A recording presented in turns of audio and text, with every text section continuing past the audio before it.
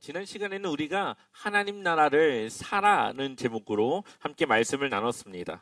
하나님 나라는 이 세상의 것과는 다르게 정찰제가 아니라 상대적인 나의 가진 것으로 하나님의 나라를 사는 겁니다. 나의 가진 모든 것을 하나님을 위해 헌신할 수 있는 결단과 그 마음, 그 믿음의 그 삶이 그 하나님 나라를 살 수 있는 것이죠. 그렇다고 교회에 모든 전 재산을 다 바치라는 것이 아니라 내 소유는 하나님의 것이고 하나님이 원하시면 그것을 언제든지 하나님을 위해 사용할 수 있다라고 하는 그 주권을 하나님께 드리는 겁니다. 그래서 내 삶에 하나님이 주인 되셔서 내가 그 주인 되신 하나님의 말씀과 그 마음, 뜻을 따라 살아가는 것이 바로 하나님을 산 그런 사람이라는 것이죠. 그래서 우리가 하나님 나라를 산다고 하는 것은 그냥 생각으로, 그냥 나의 가진 그 각오로만 하는 것이 아니라 실질적인 삶의 실천과 열매가 맺어져야 하는 겁니다. 그래서 우리가 늘 날마다 우리의 삶에 하나님이 오늘은 나에게 무엇을 원하시는가? 나의 무엇으로 하나님 앞에 나의 믿음을 드려야 되는가? 이것을 때로는 고민하며 때로는 그것에 우리가 순종할 수 있는 믿음을, 그 마음을 갖기를 기도해야 합니다. 성경을 보게 되면은 아브라함의 믿음을 보시기 위해서 하나님은 아브라함에게 가장 소중한 것을 바치라고 합니다. 그 누구죠? 이삭이죠. 아들. 그것도 80세에 약속을 받아서 100세에 낳은 이 아주 귀한 하나밖에 없는 그 아들 이삭을 하나님은 자신에게 바치라고 합니다. 그리고 믿음으로 아브라함은 아무 말 없이 그 이삭을 하나님께 드리고자 하는 그 마음과 각오로 갔죠. 하나님은 이삭을 받고 싶은 것이 아니라 정말 그 이삭까지도 하나님을 위해 드릴 수 있는 아브라함의 믿음과 그 중심을 보시고자 했던 겁니다. 그리고 그것에 믿음을 드린 아브라함은 자신의 모든 것이 하나님의 주권 아래 있다는 것을 보여주었죠. 또한 예수님의 그 말씀 가운데 예수님께 향유를 부은 한 여인이 나옵니다.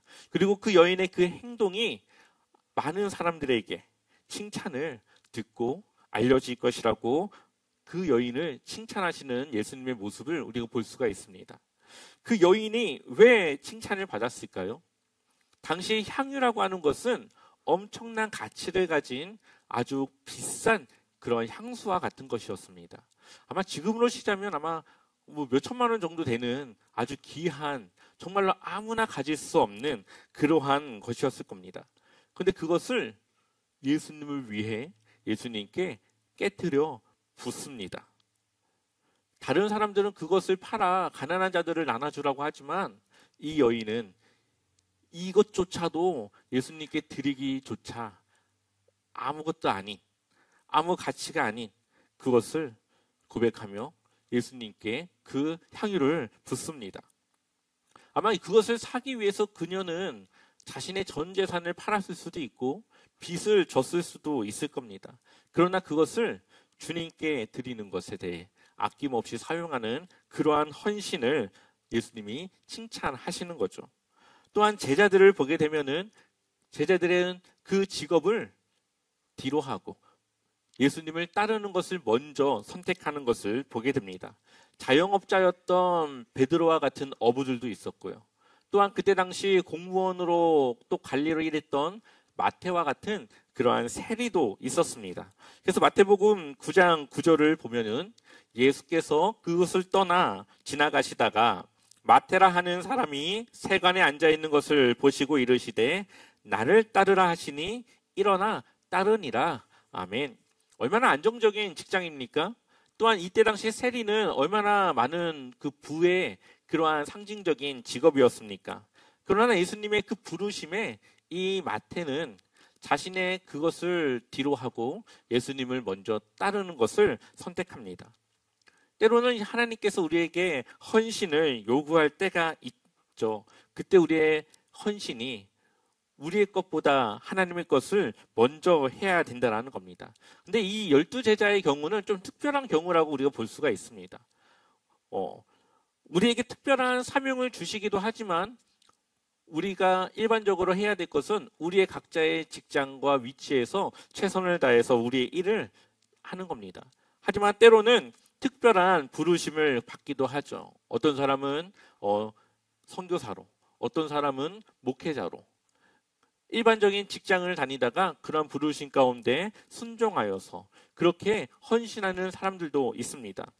아마 저 같은 경우 그러한 특별한 경우가 아마 이 개척이었다라고 생각이 듭니다. 이 개척을 한다고 하는 것이 대부분의 목사님들이 해야 되고 할 수밖에 없지만 굉장히 좀 두려운 그러한 결단을 내려야 됩니다. 매달 사례비를 잘 받으면서 부교육자로 그렇게 해도 되지만 개척을 한다고 하는 것은 그 안정적인 삶을 포기하고 어떻게든 하나님 앞에 헌신하여서 하나님이 주시는 그 삶에 나를 내던져야 되는 그런 결단과 각오가 있어야 되기 때문이죠. 그러니까 불투명한 그 미래를, 장담할 수 없는 미래를 그냥 하나님께 맡기고 개척을 해야 됩니다. 재정적으로도 안정적이지 않고 때로는 내가 가지는 것보다 더 많은 것을 드려야 되는 그러한 상황들 속에 그러한 두려움도 갖게 되었지만 때로는 그러한 상황 속에서 과연 이 상황을 하나님은 어떻게 해결해 주실까라고 하는 기대함도 있었습니다. 지금까지 정말 여러 가지 많은 그러한 도우심과 일하심을 통하여 이 자리까지 오게 되었죠. 특별히 정말로 좋은 성도님들을 만나서 좋은 목회를, 아름다운 교회를 나아가고 있습니다. 주님을 위해서 내 것을 포기하고 주님께 맡기니까 하나님은 하나님의 일을 할 수 있는 이러한 성도와 교회와 여러 가지 것들을 채워주시는 것을 경험하게 됩니다. 그러나 교회를 다닌다고 또한 믿음이 있다고 해서 모두 다 이렇게 헌신하는 것은 아닙니다. 누가복음을 보게 되면은 한 청년이 예수님께 와서 영생에 대해 묻습니다. 어떻게 해야 영생을 얻냐고 물어보는 거죠. 그러니 모세의 율법에 대해서 물어보니까 그 청년이 그것을 다 지켰다고 이야기를 합니다. 그러자 예수님께서는 그럼 너의 것을 다 팔아 가난한 자들에게 나눠주고 나를 따르라고 합니다. 그러나 그 청년은 그 예수님의 말씀에 결단하지 못하고 얼굴에 근심이 가득한 얼굴로 예수님을 떠나는 것을 보게 됩니다. 성경을 보게 되면은 이 하나님의 그 라이벌인 이 존재가 바로 이 돈이라고 하는 물질이라는 것은 성경에서 하나님의 그 라이벌된 관계로 보여줍니다. 이성적으로 그냥 판단할 때 창조주 하나님과 이 돈이라고 하는 것이 비교 대상이 되지는 않죠. 근데 우리의 현실적인 삶 속에서는 이 눈에 보이지 않는 그러한 하나님과 당장에 나에게 뭔가를 해줄 수 있는 이 돈이라고 하는 것은 하나님을 대적할 만한 라이벌적인 관계로 우리에게 다가옵니다. 그래서 우리는 늘 이 선택의 기로에서 우리는 고민하고 있는 것이죠. 한 가지 한번 예를 들어보겠습니다. 한 성도가 저를 찾아와서 정말 어려운 형편이라 정말 제가 당장에 하나님께 헌금을 드릴 수 있는 상황이 아닙니다 라고 저에게 찾아옵니다. 그럼 저는 어떻게 대답해야 될까요? 정말 그 성도의 삶을 보면 너무나도 정말 빠듯하게 살아가는 것을 뻔히 아는데 그 성도에게 어떻게 말하는 것이 현명한 대답일까요? 아마 굉장히 어려운 상황일 겁니다. 그렇다고 정말 어려우신데 헌금하지 마십시오. 그냥 일단 생계를 유지하십시오. 이렇게 말한다고 하면 이것이 과연 좋은 목회자의 모습일까요? 이것도 저것도 참 힘든 결정이고 대답일 겁니다. 이러한 상황에서 만약에 똑같은 상황에 제 아들이 저에게 묻는다면 저는 아마 이렇게 말할 것 같습니다. 먼저 살아계신 하나님을 믿는다고 한다면 그럼 그 하나님이 창조주 하나님이시고 모든 것을 주관하시는 하나님이 너의 부족함과 필요한 것을 채우실 것을 믿는지 물어볼 겁니다. 그것을 믿는다고 한다면 그럼 너의 것과 하나님의 것을 나눠서 너가 어떻게든 밥을 한 끼 굶어서 모으든지 아니면 짧은 거리는 버스를 타지 않고 걸어가서 그 차비를 모으든지 그렇게 해서라도 다만 몇천 원, 몇만 원 너가 할 수 있는 그 범위에서 하나님의 것을 떼어 그것은 하나님께 드리라고 말할 것 같습니다. 하나님이 일하실 것을 우리가 믿음으로 믿는다면 우리의 그 부족함 속에서 하나님이 어떻게 우리의 것을 채우시는지를 우리는 경험해보고 그것을 체험해 봐야 합니다. 그것이 바로 우리의 믿음이 되는 것이죠. 그렇다고 이것을 믿음이 없는 사람에게 그렇게 말했다가는 큰일 나겠죠. 그래서 상황에 따라서 정말 이분은 믿음이 정말 그 정도의 믿음을 가진 분이라고 생각한다면 그렇게 이야기를 할 것 같습니다. 그러나 이 청년은 가진 것이 많았죠. 그리고 그의 삶은 율법을 철저히 잘 지키는 그러한 삶이었습니다. 그래서 이 청년이 뭐라고 말하냐? 마태복음 19장 20절에 그 청년이 이르되 이 모든 것을 내가 지켰사온데 아직도 무엇이 부족하니까? 라고 대답을 하죠. 누가복음에 똑같은 사람을 청년이라고 부르지 않고 뭐라고 부르냐? 관리라고 부릅니다. 우리 한번 누가복음 18장 18절을 한번 읽어볼까요? 같이 읽어보겠습니다.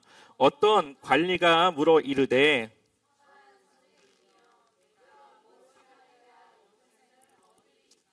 아멘. 이 관리라고 하는 사람은 아마 사회적으로도 지위가 아주 괜찮은 사람이었던 걸로 보입니다. 돈도 많고 사회적 지위도 있고 누구보다 율법도 잘 지키는 많은 사람들에게 존경도 받고 아마 부러움을 사는 그러한 사람이라고 볼 수가 있겠죠.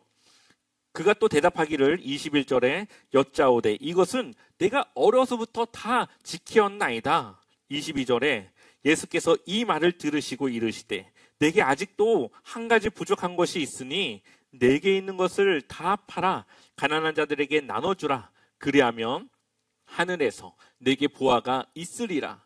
그리고 와서 나를 따르라 하시니. 그런데 이 청년은 근심하는 얼굴로 예수님을 떠났습니다. 그가 율법을 다 지켰다고 했지만 예수님의 이러한 부르심에 그는 순종하지 못했죠. 근데 더 중요한 것은 이것을 옆에서 듣고 있는 제자들이 자신들도 걱정이 되는 거죠. 그럼 누가 구원을 받는다는 거야? 그래서 26절을 보면 듣는 자들이 이르되 그런즉 누가 구원을 얻을 수 있나이까? 27절 우리 같이 읽어보겠습니다. 이르시되 무릇 사람이 할 수 없는 것을 하나님은 하실 수 있느니라. 아멘. 그러니까 사람은 할 수 없지만 하나님은 그것을 할 수 있습니다. 내 마음과 의지로는 그것이 되지 않지만 하나님이 그 마음을 주시면 그것을 결단할 수 있는 겁니다. 그래서 누가복음 18장 이 말씀이 끝나고 나서 19장으로 이어지는데 누가 나오는지 아십니까? 삭개오가 나옵니다. 근데 삭개오가 이 청년과 아주 비슷한 상황에 있는 사람이에요. 19장 1절, 2절을 같이 한번 읽어보겠습니다. 함께 읽겠습니다. 예수께서 여리고로 들어가 지나가시더라. 삭개오라 이름하는 자가 있으니 세리장이요 또한 부자라. 아멘. 아까 앞서 그 청년도 관리였고 부자였죠. 삭개오도 세리장. 나름 괜찮은 직업이고 부자입니다. 근데 차이가 있다면 그 청년은 율법을 잘 지켰던 사람이에요. 근데 삭개오는 율법과는 좀 먼 거리에 있던 사람입니다. 근데 이 삭개오가 물질적으로는 가난하지 않았지만 아마 그의 삶에 가난의 영역이 있었던 걸로 보입니다.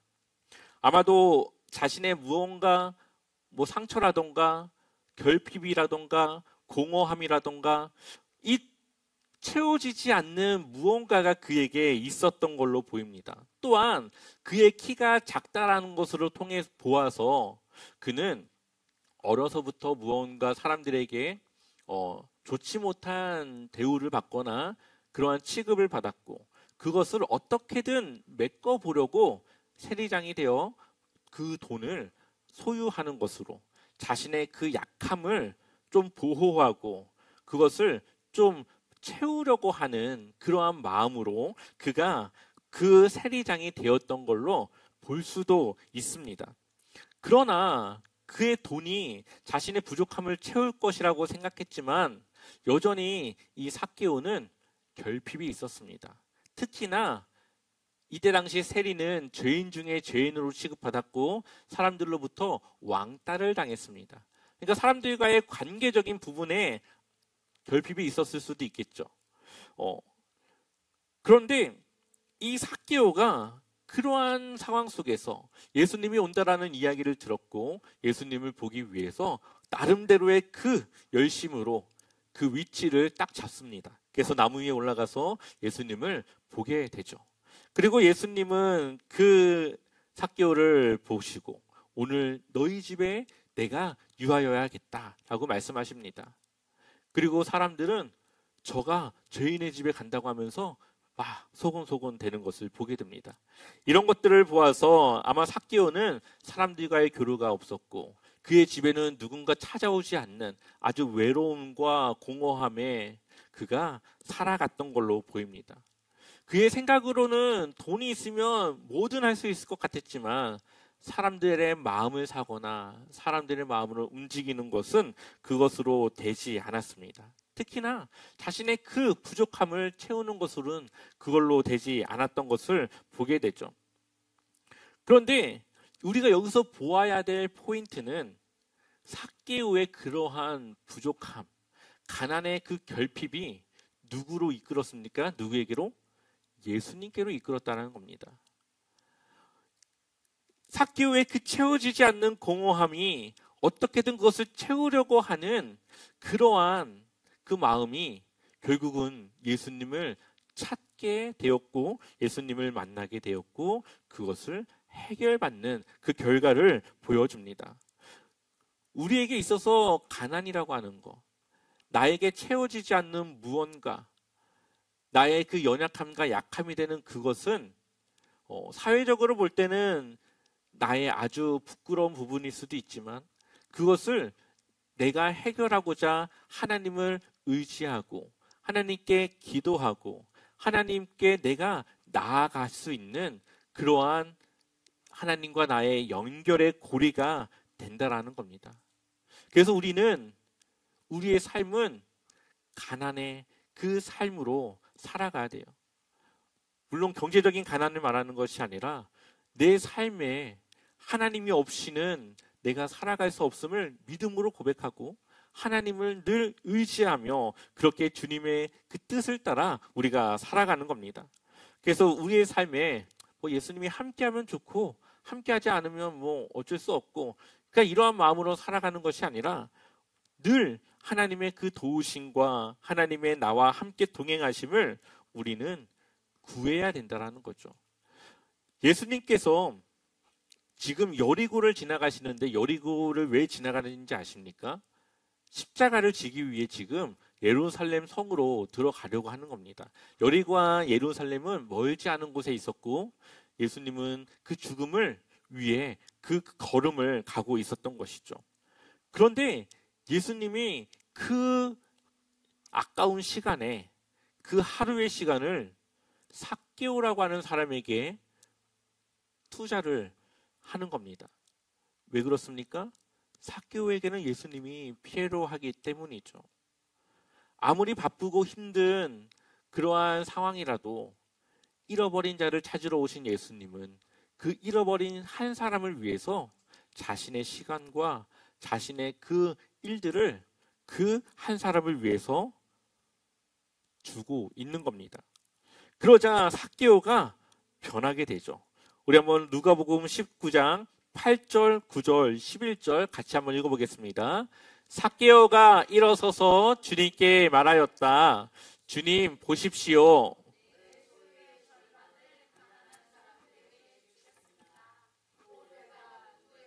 강제로 빼앗은 것이 있으면 4배로 하여 갚아주겠습니다. 예수께서 그에게 말씀하셨다. 오늘 구원이 이 집에 이르렀다. 이 사람도 아브라함의 자손이다. 인자는 잃은 것을 찾아 구원하러 왔다. 아멘. 삭개오가 그 전에는 율법과 먼 삶을 살았는데 이제는 그가 하나님의 율법을 따라 살아가겠다라고 결단하는 겁니다. 율법에 따라서 내 가진 것을 가난한 자들에게 나눠줘서 하나님이 원하셨던 그 가난한 자가 없게 하는 그 일에 그 삭개오가 동참하겠다라고 하는 결단과 믿음의 고백을 드리는 거죠. 그리고 그의 고백 가운데 예수님이 그에게 무엇을 선포하십니까? 구원을 선포하십니다. 그가 아브라함의 자손이 되었다라는 것을 말하고 있죠. 그러면서 잃어버린 한 사람을 찾은 예수님의 이야기로 마무리가 됩니다. 앞서 부자였던 그 관리는 자신이 나름 율법을 잘 지켰다라고 생각했지만 그는 하나님이 원하시는 실질적인 삶 속에서의 율법은 지키지 못하는 사람이었습니다. 그러나 삭개오는 율법과 멀은 삶을 살아가는 것 같았지만 그가 회심하고 그가 예수님을 받아들이자 그가 자신의 의지가 아니라 주님이 주시는 그 마음으로 이제는 그것을 하나님의 것으로 인정하며 살아갈 것을 결단하는 것을 보게 됩니다. 그렇기 때문에 사람의 의지로 이것이 되는 것이 아니라 주님이 주시는 그 마음이 있어야만 우리가 이러한 결단을 할 수 있는 거죠. 그러니 이러한 결단을 한다는 것은 하나님을 향한 나의 온전한 믿음이 있다라는 것을 증명하는 것이기도 합니다. 그런 의미에서 삭개오는 가난한 자의 한 유형이었고 그의 그 가난은 예수님을 만나게 됩니다. 그리고 예수님을 의지하게 되죠. 그러니 우리가 그동안 말했던 푸터코스, 그 가난이라고 하는 것은 상대적인 가난이 아니라 하나님 앞에서 나의 그 절대적인 가난을 말하는 겁니다. 다른 사람과 비교해서 나의 가난을 가난이라 하는 것이 아니라 하나님이 나를 보실 때 나는 하나님이 필요할 수밖에 없는 그러한 가난한 자로서 나를 인정하고 하나님을 전적으로 의지하고 살아가는 그러한 삶이 바로 하나님이 우리에게 원하시는 바로 하나님 나라를 살아가는 하나님을 선택한 그러한 사람의 모습이라는 것을 우리에게 보여주고 있습니다. 혹시 여러분들의 삶에 만족스럽지 않은 부분이 있다면 여러분들의 삶이 지금 내가 살아가는 것이 최선인가라고 하는 고민이 있다면 그 고민을 가지고 성경을 통해 그 해답을 고민하고 찾아가야 할 것입니다. 왜냐하면 하나님이 우리를 만드셨고 창조하셨고 우리가 가장 행복하게 살아갈 수 있는 그것을 그 조건을 성경은 우리에게 말해주고 있기 때문이죠. 성경은 우리에게 이렇게 말하고 있습니다. 누가복음 6장 20절을 보면 예수께서 눈을 들어 제자들을 보시고 이르시되 너희 가난한 자는 복이 있나니 하나님의 나라가 너희 것이미요. 또한 21절에 지금 줄인 자는 복이 있나니 너희가 배부름을 얻을 것이미요. 지금 우는 자는 복이 있나니 너희가 웃을 것이미요. 인자로 말미암아 사람들이 너희를 미워하며 멀리하고 욕하고 너희 이름을 악하다 하여 버릴 때에는 너희에게 복이 있도다. 아멘. 이것이 성경은 우리에게 복이라고 말합니다. 하나님의 나라로 하나님의 백성으로 하나님을 위해 살아가는 그 삶이 우리의 최고의 행복이라고 말합니다. 그래서 가난하지만 그 안에 기쁨이 있고 내가 줄이고 있지만 그 안에 평안이 있고 또한 내가 세상에서 소외되고 상처받고 내가 눈물 흘리고 그렇게 살아가지만 하나님이 주시는 위로와 그 사랑 속에 그 하나님과 동행하며 살아가는 그것이 정말 우리의 삶에 정말 하나님이 우리를 창조하셨을 때 우리에게 주시고자 했던 그 최고의 삶이라는 거죠. 그리고 그것이 나중에 하나님의 위로를 통해 우리가 하나님 나라의 그 실질적인 그 삶 속에서 하나님의 그 채우심을 우리에게 약속하고 있다는 겁니다. 결국은 우리의 삶의 그 주도권이 하나님께 있음을 고백하는 겁니다. 성경은 하나님이 함께 하시는 것이 세상에서 줄 수 있는 풍요와 기쁨과 평안보다 더 크다고 말합니다. 예수님이 나와 함께 하시면 정말 내가 믿음으로 고백하면 우리는 자유로워집니다. 우리의 가진 것으로 나의 기쁨과 희비가 엇갈리는 것이 아니라 그냥 주님 한 분으로 우리의 기쁨이, 우리의 삶의 행복이 찾아오기 때문이죠. 또한 하나님이 나의 삶을 책임져 주시는 그 삶을 우리가 경험하며 살아갈 때에 우리의 근심은 이제 하나님의 것이 되어지고 우리의 삶의 어려움은 이제 하나님이 우리를 책임지시는 그 하나님의 영역이 되어지는 겁니다. 그런 의미에서 복음은, 성경은 우리에게 살살 꼬드기는 것이 아니라 바로 우리의 마음을 직면하게 합니다. 우리에게 어떻게 할 것인지, 어떻게 누구를 선택할 것인지 우리의 마음에 직접적으로 우리를 직면하게 만듭니다. 우리의 힘으로는 내 것을 하나님을 위해 다 사용하는 것이 불가능하죠. 하지만 주님이 주신 그 마음이 있다면 우리는 기꺼이 그것을 드릴 수 있다라고 하는 믿음의 고백을 할 수가 있는 것입니다. 그렇기 때문에 사람으로서는 할 수 없지만 하나님으로서는 그것을 할 수 있다라는 거죠. 그것을 위해서는 우리의 죽음이 필요합니다. 우리의 생명이 아니라 우리의 영적인 죽음을 말하는 거죠. 우리 안에 옛 사람은 죽고 새 사람이 살아야 됩니다. 예전에 나는 죽고 내 안에 온전히 주님이 살아나야 합니다. 그렇게 될 때에 우리는 주님이 주시는 그 믿음의 삶을 살아갈 수가 있는 것이죠. 마태복음 16장 24절과 25절 같이 읽어보겠습니다. 이에 예수께서 제자들에게 이르시되 누구든지 나를 따라오려거든 자기를 부인하고 자기 십자가를 지고 나를 따를 것이니라. 누구든지 제 목숨을 구원하고자 하면 잃을 것이요 누구든지 나를 위하여 제 목숨을 잃으면 찾으리라. 아멘. 우리에게 지금 주님을 위해 포기할 것인지 나를 위해 그것을 가질 것인지 그것을 어떻게 할 것인지 그 선택을 묻고 있는 겁니다.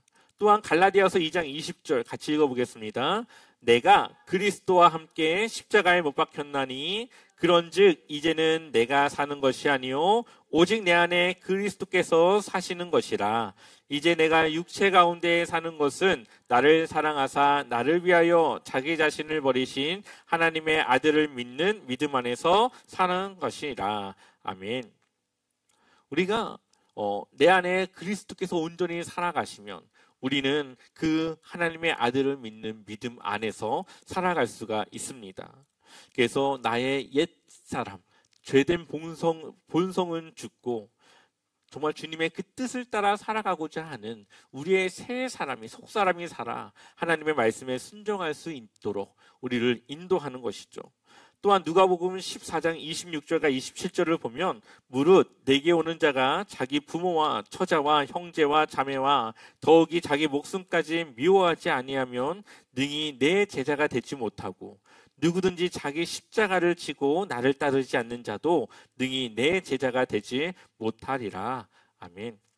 하나님은 늘 다른 무엇보다 하나님을 선택하기를 우리에게 요구하고 있습니다. 그렇게 해야만 주님의 제자로서 주님의 백성으로 우리가 살아갈 수 있다라고 우리에게 말하고 있습니다. 하지만 우리가 그것을 포기할 때에 그것이 우리에게서 없어지는 것이 아니라 우리에게 하나님과 함께 모든 것이 우리의 것이 될 수 있는 겁니다. 하나님이 이삭을 요구했지만 이삭을 가져간 것이 아니라 이삭까지도 주시고 아브라함의 믿음까지도 받으셨다는 것을 우리가 늘 기억해야 됩니다. 누군가는 이 성경에 대한 이야기를 이렇게 정의합니다.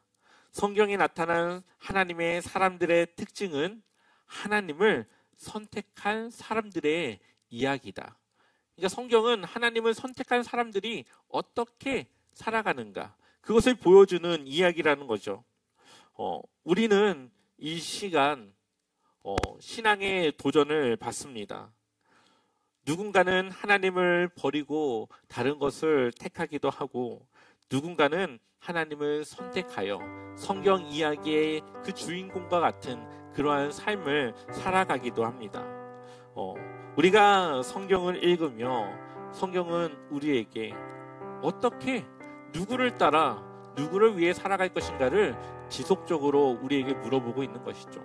오늘 이 자리에 있는 여러분들은 마음속에 선택해야 합니다. 내가 무엇을 위해 살아갈 건지, 내가 어디에 나의 기쁨과 그 행복과 평안을 둘 것인지, 오늘 이 시간 여러분들 안에 그러한 결단이 정말 주님 앞에 들어지기를, 정말 주님만이 내 삶의 첫 번째 되는 그러한 분임을 믿음으로 고백하는 그러한 믿음의 결단이 여러분들 안에 있기를 소망합니다.